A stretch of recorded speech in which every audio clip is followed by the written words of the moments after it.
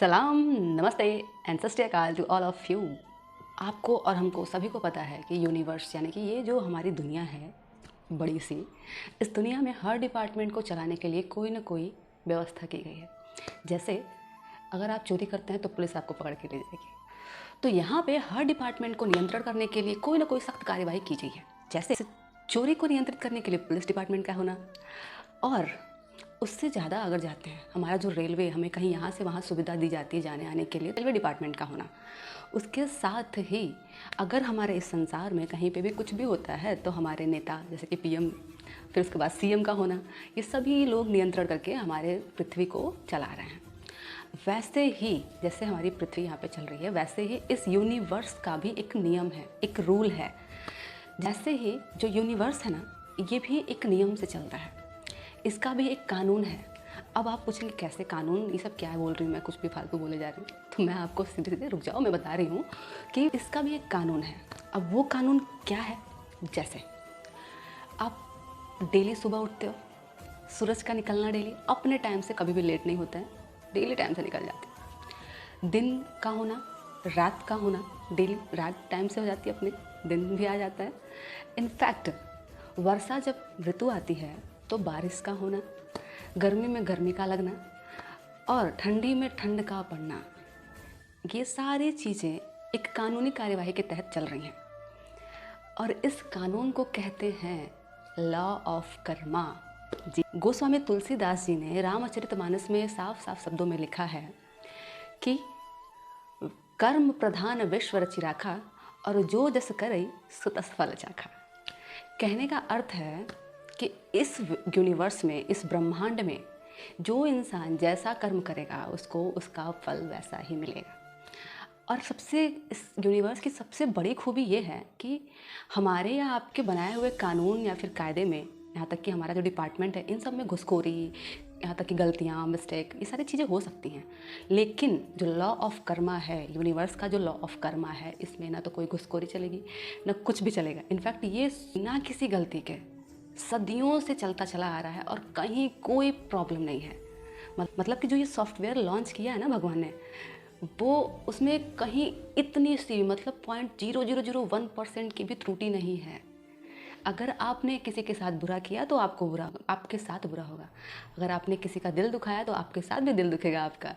तो ये जो यूनिवर्स है ये एक नियम से चलता है और उस नियम का नाम है लॉ ऑफ कर्मा, यानी कि कर्म का नियम। अब ये कर्म का नियम, जैसा गोस्वामी तुलसीदास जी ने कहा है कि कर्म प्रधान विश्व रचि राखा, मतलब कि जो ये पूरा ब्रह्मांड है, इस पूरे ब्रह्मांड में सबसे प्रधान यानी कि सबसे मेन चीज़ है कर्म। क्योंकि आपका कर्म कैसा है उसी के हिसाब से आपकी आगे की जर्नी होगी। और इसके आगे की लाइन है कि जो जस करई सो तस फल चाखा, कि जिसने जैसा किया है उसके साथ वैसा बर्ताव होगा। चाहे आपकी वाणी के साथ आपने गलत किया है, चाहे आपने किसी का दिल दुखाया है, चाहे आपने किसी की चोरी कर ली सामान की, या फिर कुछ भी, जो भी एनीथिंग एल्स।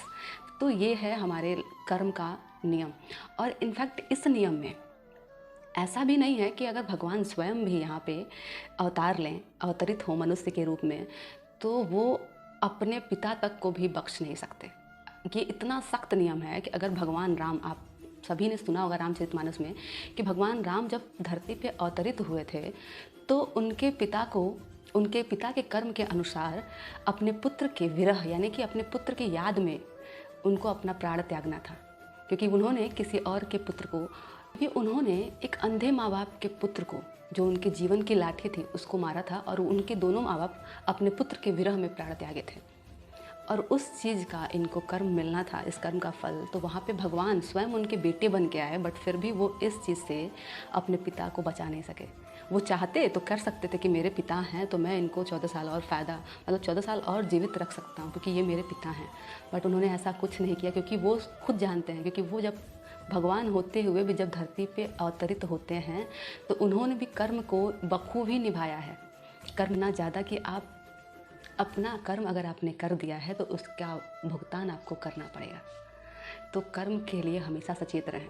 अब यहाँ पे आते हैं कि कर्म माने क्या, कर्म होता क्या है, कर्म है क्या।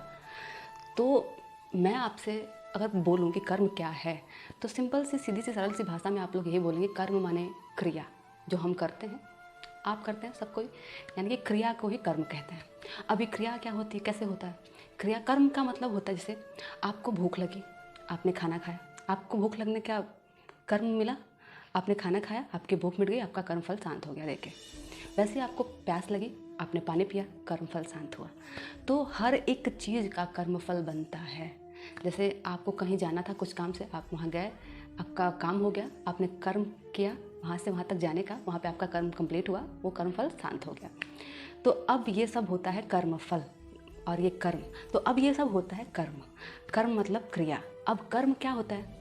कर्म कितने प्रकार के होते हैं? अब मैं आपको ये बताती हूँ कि कर्म यहाँ पे 3 प्रकार के होते हैं। पहला क्रियमाण कर्म, दूसरा संचित कर्म और तीसरा है प्रारब्ध कर्म। अभिप्राय सिर्फ ये है कि यहाँ पे जो आप करोगे, जैसा करोगे, वो आपके सामने वैसा ही आएगा। तो ये था हमारा कर्म का नियम। तो मैं वंदना राव, इसी के साथ चलते हैं। अगले वीडियो में फिर मिलेंगे आपसे एक नए इंटरेस्टिंग टॉपिक के साथ। इस कर्मा के साथ आगे क्या करना है, ये कर्मा क्या क्या होता है, कैसे क्या, ये सारी चीज़ें मैं अगले नेक्स्ट वीडियो में फिर बताऊँगी आपसे। तो तब तक के लिए नमस्कार, सबा खैर एंड ख्याल रखिए आप सभी अपना। तो मैं वंदना राव, आप सबसे फिर मिलते हैं। Radhe Radhe. Thank you so much to all of you.